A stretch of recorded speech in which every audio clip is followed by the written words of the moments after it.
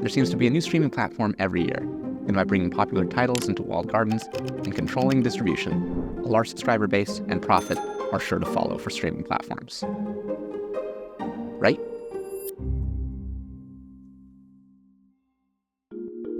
When we study the financial statements of prominent streaming companies, here are the profitable ones. And these are distinctly less profitable. Each platform has unique circumstances, though. Netflix is strictly streaming, while others are part of larger, mega profitable conglomerates like AT&T or Comcast. It also has a distinct first-mover advantage. Amazon Prime Video stands as the #1 player in the streaming market. By virtue of its bundling with Prime, it holds 22% of the streaming market, but it's operating at a massive loss as it bought rights to both Thursday Night Football and Lord of the Rings, and neither of those come cheap. Even CEO Andy Jassy has commented on the $17 billion expense on new content. YouTube TV operates primarily by licensing and broadcasting live TV, more similarly to cable, and therefore doesn't bear the production costs of other players. It is also by far the most expensive. However, despite these circumstances, there are some consistent patterns that show why the economics of the industry are so tough. So if we're advising a high-powered executive at a media company who wants a direct-to-consumer streaming product, what factors would we need to consider? The most obvious is tech costs, but the sheer size of the technical requirements are daunting on their own and are worth highlighting.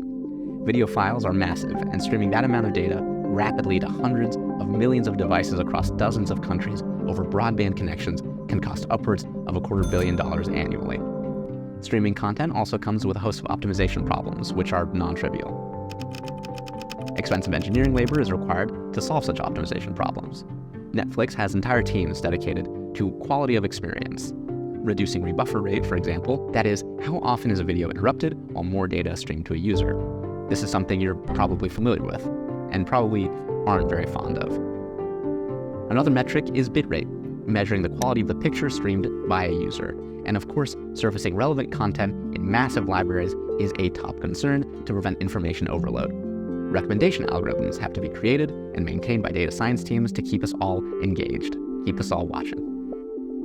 All of these together make for a positive viewing experience and prevent cancellations. They are now baselines of performance for any new entrants. Licensing content and producing original content are expensive as well. The general consensus is that original content or exclusive licenses drive new user growth. But the competition isn't just confined to the streaming platforms on this list, but also free content, like this video, competing for customer attention.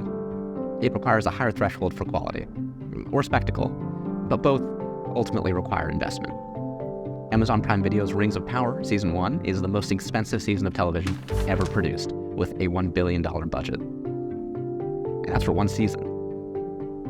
Content and the tech to distribute it are prerequisites, and that means it could take a while to achieve break-even. Disney, for example, has spent $11 billion on Disney Plus since 2019 on a combination of development, content, and advertising. Subscription revenue, and a lot of it, are the answer here. As such, achieving scale, massive scale, is a top priority to reduce the amount of time that you're in the red. No streaming service felt the force of failing to achieve scale than the now defunct short-form streaming service Quibi. Quibi raised $1 billion, had prominent executives Jeffrey Katzenberg and Meg Whitman on board, created original content with established celebrities, and hit the top app charts. But the hyped app didn't even last 9 months after falling well short of subscriber goals.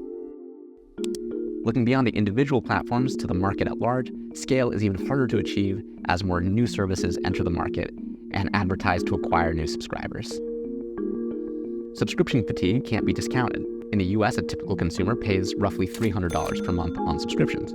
Paying for all of the streaming services would cost more than cable, and apps that serve content can only compete for the same precious 24 hours we all have in a day. In 2023, cancellations of streaming services outpaced new signups in aggregate for the first time.